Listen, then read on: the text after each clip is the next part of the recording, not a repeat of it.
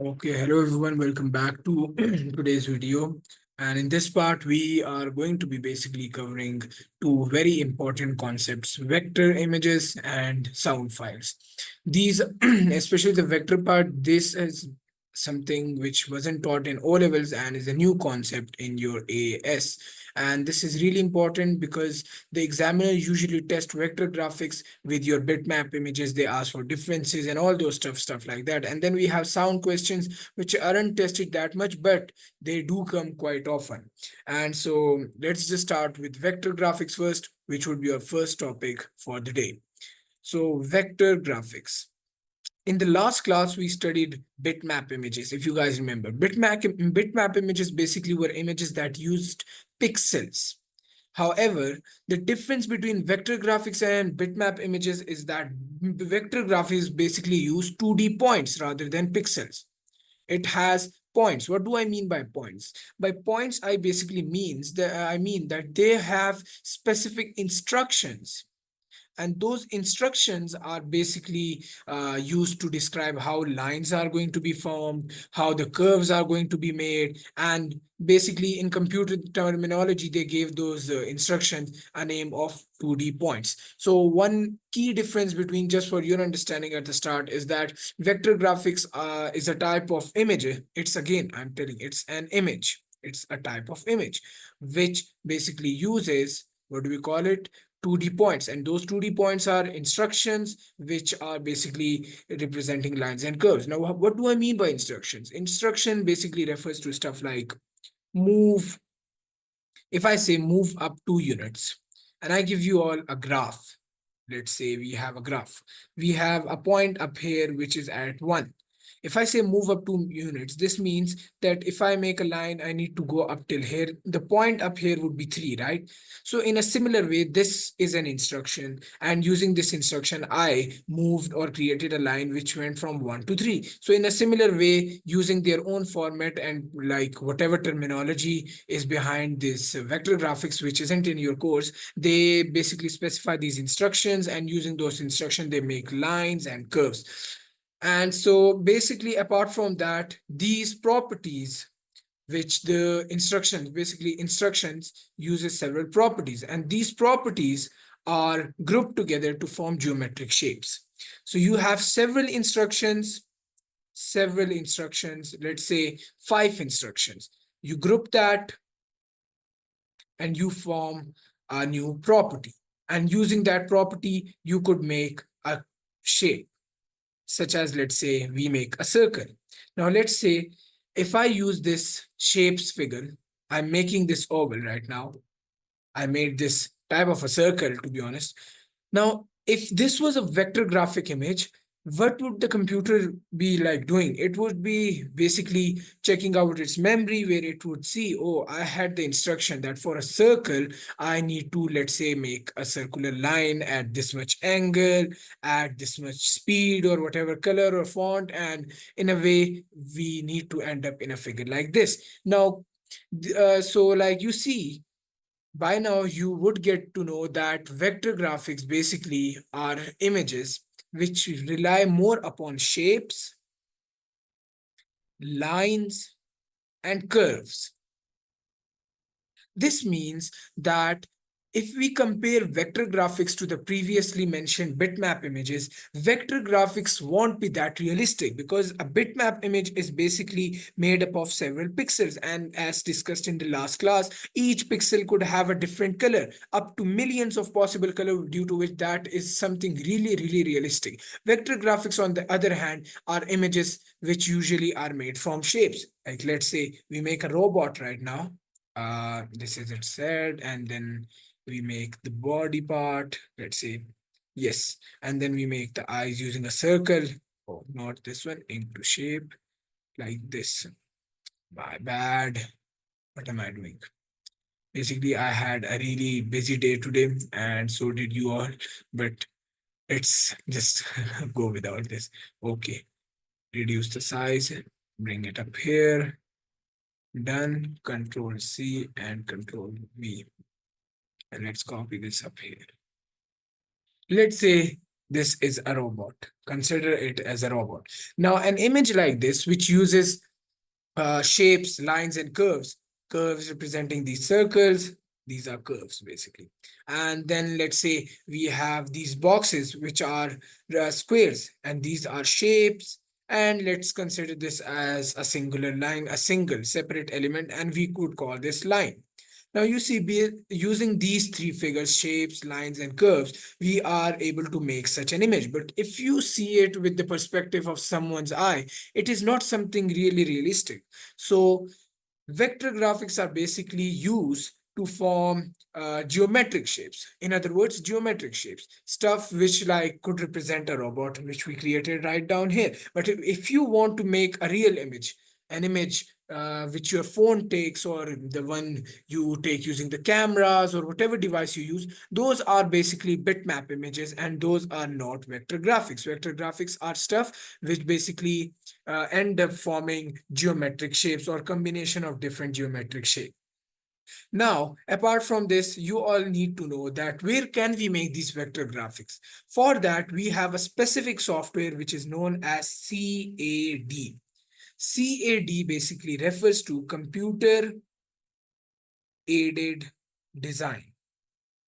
This is basically a software where you could represent, or you could like design different form of vector graphics using lines, curves, and you could assign them several properties and could like group them and could separate them. If any one of you have used Canva, you would know that. Let's say you make you like write some text up here, and then you write something like here and attach an image to it. You could group all of this into a singular element, and so you could then remove and put it in different places. Likewise, in other softwares like Adobe Photoshop, you could also do stuff like this. Hopefully, I guess you can. Yes, you can, I believe, because you should be able to do that.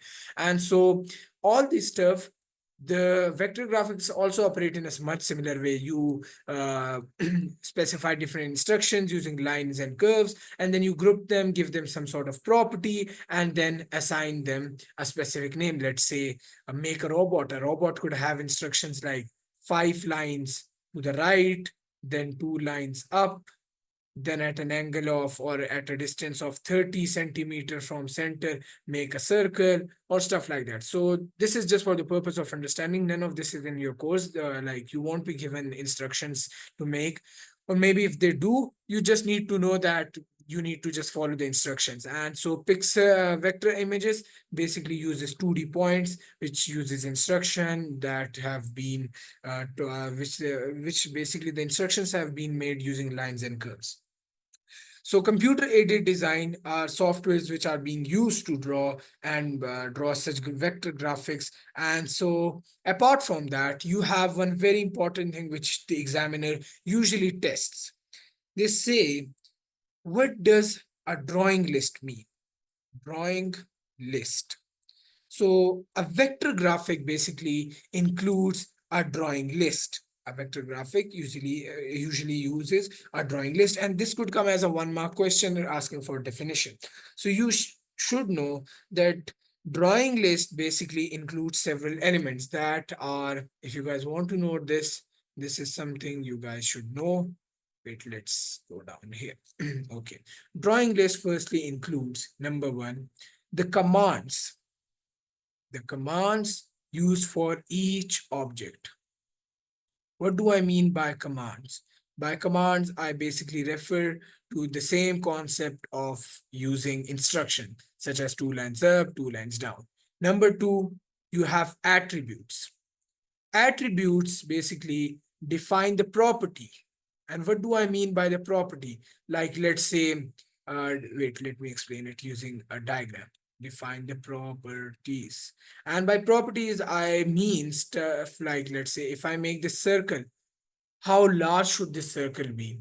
If I put this circle in a box like this, how close should this be to this one side, or how far should it be, and stuff like that. You get it right? All these things are basically properties.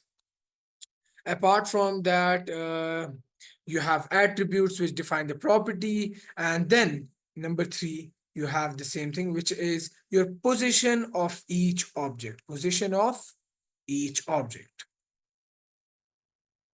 each object, how close it is situated. And so the thing is, these 2 points, position one and this attributes one, that is quite similar. And in your exam you need to basically write 2 points, which I usually used to write, because such a question could not be more than 2 marks. It could be maximum of 2 marks. Usually it's of 1 mark. One line, 1 mark would be like a drawing list stores all the commands used for the objects. Number two, it has all the attributes which define the properties of the object, again of the objects. And thirdly, you could write the position. Fourth point, which I usually used to write, was that a drawing list usually contains all the possible objects you could draw. So this was something I have seen in several marking schemes too. One, the command one, then the attribute one, and also contains all the possible shapes that you can draw. Yeah, it's the same thing. Basically, in the book, they have referred to it as like separate points. So, based on the book's context, I'm trying to explain it in a way that attributes is a different thing, position is a different thing. But in exams, I'm telling you that instead of writing this position point, you should go with first explaining that it stores all the commands for each possible objects. Then it stores the attributes to define the properties of the each object. And number three, it contains all the possible shapes that could be drawn.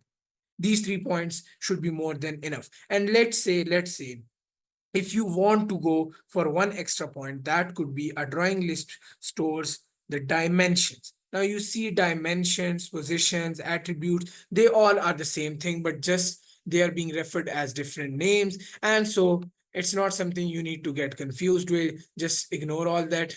Go with these three main points: the command one, the attributes one, and it could share possibly store all the shapes. And if you have space, let's say if you have space and if you remember the position or the dimension thingy, you could also write that. But if not, it's not suggested, because a maximum 2 mark question requires only 2 points. So if you even go with command and the position and the attributes point, you would get full marks, hopefully, inshallah. Now after this, we need to study the comparison between vector graphics and bitmap images. Again, talking about and clarifying the same thing, that bitmap images and vector graphics, they all these both of them are basically images. So it's not like one is some other form of like it is not some type of new file. It's basically the same image, but the file extension is different. Like you see, you would know stuff like .png, .png, then .jpeg. All these extensions, they basically represent a bitmap images. And for vector graphics, you have stuff like .svg, .cgm, which we don't usually use. These are stuff which mostly designers use. And using these are extensions for those CAD softwares which we mentioned earlier. So let me paste this table from the book, which was something I really liked back then. And are we recording? Oh, yes, we are. Just a second. Snipping tool, and we need to copy this. This is something you guys need to memorize too. Not all of the points, but at least 3 to 4 on both sides. Okay, guys, I will call just a minute. Oh, leave that. Nothing in between of the class. Okay, sorry for the disturbance, but we have vector graphic images followed by bitmap images. So what's the difference between these two? Number one, vector graphics are basically made up of geometric shapes which require definition and attributes. By this, I mean that when we are using squares and rectangles and circles, we need to tell them how much length would the line of, would the line be of, and what should the diameter of the circle and stuff like that.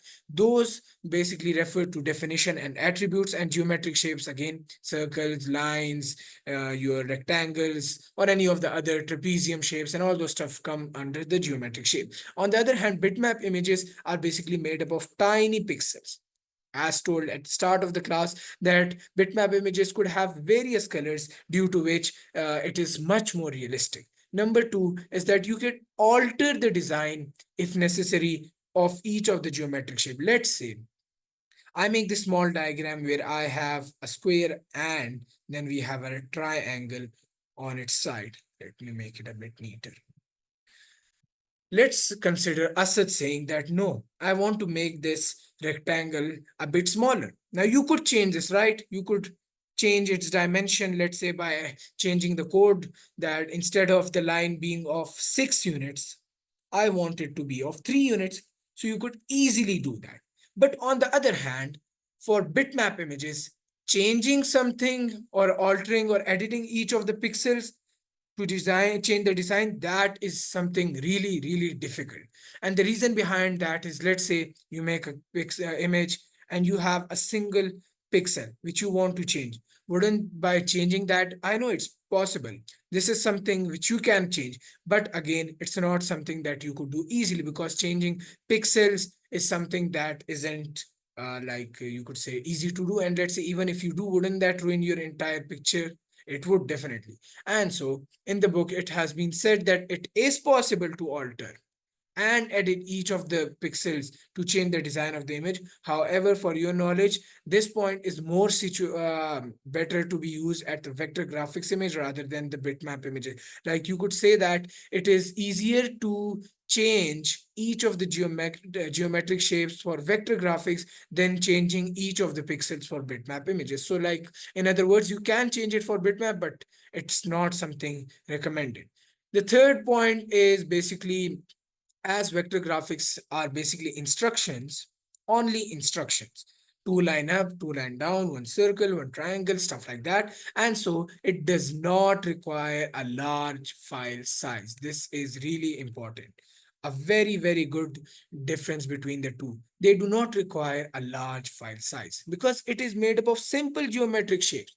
On the other hand, bitmap images uses pixels. And due to it using pixels, we discussed right in the last class that you have 8 bytes, and then let's say 8 bytes and then 1 KB and then 1 MB and stuff like that. Due to that reason, the file size for pixel is usually very large. And so this is one difference which I would usually write in my exam. Number one would be that vector graphics basically use geometric shape, whereas bitmap images use tiny pixels of different colors. Number one, I'm telling which I used to write. Number two, I used to go with this point that you could vector graphics basically do not require large file size because of this reason, and then whereas bitmap images require large file size due to them using pixels. So these 2 points, one, two, three, four. If a question comes to give a difference between them, 4 points, two for bitmap and then two for graphic images are more than enough to score a perfect score. But since we have around 5 examples, I would also suggest you guys remember and memorize one other point too. And that would be, because the number of graphic shapes is limited, vector graphics are not realistic. A very important thing once again, as you know, we have a limited number of geometric shapes, because in the old till now I have discussed like lines, rectangles, squares, circles, trapezium, and after that I have to think what thing should I make next. But on the other hand, bitmap images could represent every possible color, up to millions of colors, and because of that reason the final image is usually very realistic. And so basically, due to it being very realistic, we usually prefer bitmap images over vector graphics. And again, the reason behind this is that vector graphics use geometric shapes which are quite limited. We have a few geometric shapes, whereas bitmap images are made up of pixels, and as each pixel could represent a different color, we have a lot of possible combinations. And then in the end, we have these file formats, which is something you guys should not memorize, but it's only for your understanding. And this would be considered somewhat vague in your exam if you write this difference. It could be considered correct, but I haven't seen something like this in the exam. But sometimes the examiner do award stuff like, you could say the two have different extensions, different file formats, let's say, different file formats. file formats, and also these are also referred to as extensions. So it's the same thing, extension, but the more better word is file format. Or let's erase extension, just leave this point. It's going to confuse file formats. And for the graphic images, you have .svg, .cgm, .odg. And for file formats of bitmap images, you should know it's JPEG, BMP, PNG, and stuff like that. So that's basically something we need to understand. This is a very important thing, the difference part. Difference is important. You need to memorize. Difference is important because if you don't memorize the difference part, a question mostly comes upon this from this topic. It's either the difference between the two, or it's about when should I be using vector graphics and when should I be moving with bitmap images. They give you a scenario. Let's say, let's write, should I go with vector graphics VG or bitmap images BI. Now, we need to address a bit of questions, and these questions are really important. And within these questions, we are also going to understand one other difference between the two, which I also used to write several times, and that is something really, really easy to memorize too. We won't be studying the uses of these images, but for your knowledge, bitmap images are used to take pictures using cameras or all those stuff to represent real life scenarios, whereas vector graphics are, on the other hand, used to make these, these graphic designing stuff where you make these formats and all those stuff. Those shapes are basically under this vector graphics topic. But again, this isn't something which is regarding your course. And so just try to understand the points which I mentioned earlier, which is basically the difference, what is vector graphics, and when should we be going with vector graphics and when with bitmap images. This is important. Instead of use, they give you a scenario where they say, like, let's say Maaz wants to take a picture and he wants to do this with that. Which one should he go with, vector graphics or bitmap images? And then you need to give your reasoning. So yes, the first question, question number one, does the image needs to be resized? Image needs to be resized. To be resized.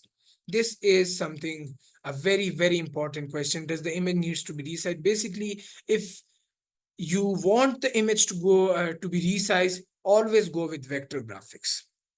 The reason is that, if you know, sometimes when you take a picture with your phone and you like zoom into it, the picture becomes blur. Why? Because the pixels are limited, whereas like if you wanted to take a better quality, the pixels would have been higher. But as the pixel density was lower at that spot and you further zoomed in, the pixels reduced in number, due to which the quality reduces and you see that the image is more of blurred. But vector graphics are instructions, like two lines up, one rectangle at the top. Now let's say a rectangle of height 3 centimeter, let's say. And now I want to enlarge it. I like, let's say, double the size. So what would be the effect of it? Four lines and then one rectangle of 6 centimeter. So you see, doing it for vector graphics is really easy as compared to bitmap images. And for that reason, if you want your image to be resized, always go with vector graphics. Number two is that does the image needs to be drawn to scale? Drawn to scale. If yes, if yes, then again, vector graphics. Because vector graphics allow you to change and adjust the scale as many times as you want. I want to make a line, I have this entire screen, and I want to adjust it to this specific format. So I could just copy this line, make it longer, and put it within its boundary. And because of this reason, it's really easy to like make an what do we call it, vector image according to its scale. On the other hand, if you have a bitmap image, it's like Bitmap is image doesn't store something like instruction or stuff. It basically stores the color of each of those millions of pixels you see on the screen. And using those combination, you see letters. Let's say if I'm seeing 912 right now on my clock, each of this digit is representing a different pixel, and using the combination of those different colors, I'm getting this digit 912 on my screen. I hope you understood this point. And so because of that, if I want to rescale it, doing it is quite difficult. It might be possible, but again, it's quite difficult. And so if a question says that I want to draw it according to scale or want to resize it later on, then always go with vector graphics. Coming to the third possible option, let's say you want to, let's change the color. Let's go with yellow maybe. Yes. Okay. Okay, the third one is question number 3. Do you want the image to look real? Image to look real? If your answer to this question is a yes, then go with what do we call it? Bitmap images. Bitmap images. Bitmap images. And the reason behind this is basically, as talked earlier, bitmap images uses pixels, and due to them using pixels, we have a much higher accuracy of accurate color possible combination, accurate colors, and greater possibility due to not having limited shapes. So greater possibility, and because of all this, we could make a much realer image. And if let's say in the exam they say that I want to make an image which looks real, then know that you need to go with bitmap images. So apart from that, if this says that I want to make a logo, this is something they usually test. If they say that I want to make a logo which I need to resize for my, let's say, business card, BSINS business card, or I want to resize it for my pamphlet or a brochure. So in a scenario like this, you should always go with vector images. And on the other hand, if they say that I want to make this logo, which I need of the best possible qualities to convince the clients, let's say, then for quality, it's always bitmap images. So if you want the quality, which means real stuff, go with bitmap images, bitmap images. And if you want perfect scaling, perfect scaling and stuff and all those things, go with vector images. So that's the entire vector images topic. It's like something you guys haven't studied in O levels, but I hope you guys understood. Are there any questions about this?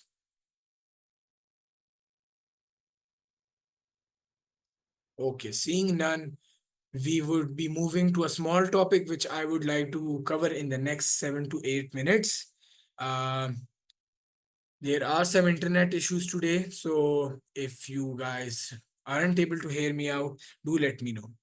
The next topic, which I would be trying to cover in a really fast manner, is sound, sound files. And by sound files, I mean MP3s and all those audio files.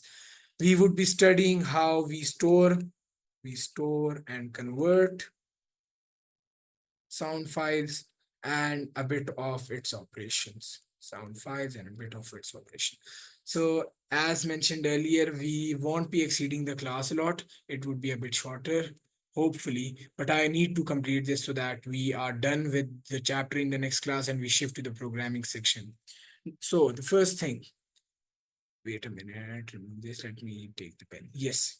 So sound always requires some sort of medium. We know that, right? We studied this in physics, through which it needs to travel. It cannot travel in a vacuum or in space. And because of that, and what's the reason behind this? This is because in air, we have different sorts of oscillation. By oscillation, I mean air particles vibrating and moving forward and backward within the media. And the human here, basically, they pick up these oscillations and then interpret them as a sound. A bit about a sound. You guys should know each sound has a frequency, a wavelength, and amplitude. Now, all of these three concepts are something you guys would have studied in O levels or in your previous classes, physics classes. But let's say if you haven't, for your info, frequency is basically how fast, in simple words, how fast or how often does the wave move? How often does the wave move? In simple word, how often does the wave move? The wave move. And then the wavelength basically represents distance from one wave to another, from one wave to another. Ideally a crest to crest, but not to confuse, just so that people don't get confused. It's one from one wave to another. And then amplitude is basically the highest possible, let's say, highest possible displacement of a wave. How high could it go? So these are the three properties of sounds. You won't be tested upon this, but you guys should be able to know. Now, sound is basically an analog value. By analog, I mean stuff which a computer doesn't get. Computer doesn't understand. When we speak, we get to know what the other person is saying. But if I say to computer, let's say, hello, hello, computer, it won't get to know what I'm trying to say because it is not, it's basically in an analog form. And instead, it should be in a digital form.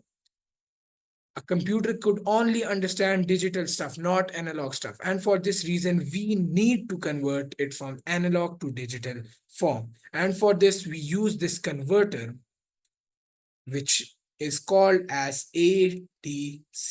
ADC refers to as analog to digital converter. Simple stuff, nothing confusing. We input the data from one side, and then on the other hand, we get it in binary. Let's say hello up here in sound, and we get 0 1 1 0 1 1. Let's say whatever it is. Okay, and we convert this. But now we need to study the process for the sound, specifically for the sound. What happens in between this? Okay, so basically, to do this, we need to first filter out some sound. If the first step is filter out sound. So let's say we are speaking constantly again and again and again, and I need to now convert this from my analog voice to onto your computer voice. At this moment, I believe you guys won't be able to hear the voice of the fan that clearly, but I can. The reason behind this is that computer first filters out the sound which it cannot properly hear,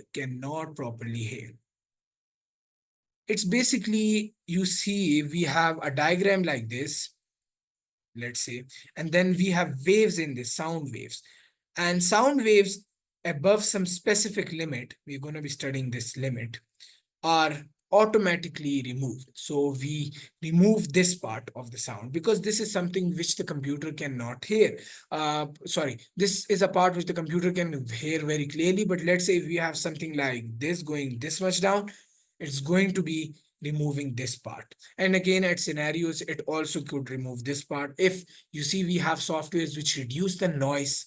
If any one of you does editing, they would know that, like when I'm doing this editing for of these classes, there is an option to reduce noise, which I usually turn on. And what that does is it removes this part, which basically is your background useless noise. And now what happens is that you sample. This process is known as sampling. You enter the analog data in waves, and then computer adjusts it according to its own instructions, and then stores those instructions in a binary form. So you don't need to know this entire concept of what happens, but if you guys want to study it from the book, it's there on in chapter number 1 towards the end, page number 19 to 20. You just go and read this. I haven't seen a specific question which uses this diagram, but it's there for your own understanding. If you guys get it, well and good. If you guys want further explanation, I could explain it later on. But for now, you need to know some important things. Firstly, let's say we have this value as 1, this value as 9, and then this value as 10. So the computer basically samples it in a way that the first wave has a sampling resolution, or the bit depth. Bit depth. This is basically your amplitude, this distance from the normal. This is known as amplitude. And then amplitude, basically, what do we call it? Amplitude basically represents the distance from your 0 point, or the mean point, which doesn't include anything. Okay, the class is about to just end in less than a minute. I'm going to be sharing the link, and we would be covering just this small part. So let me just end it up here, and we could, so I'm sharing the link immediately. Just join in. It's a 5-minute more concept, and then we are done with it.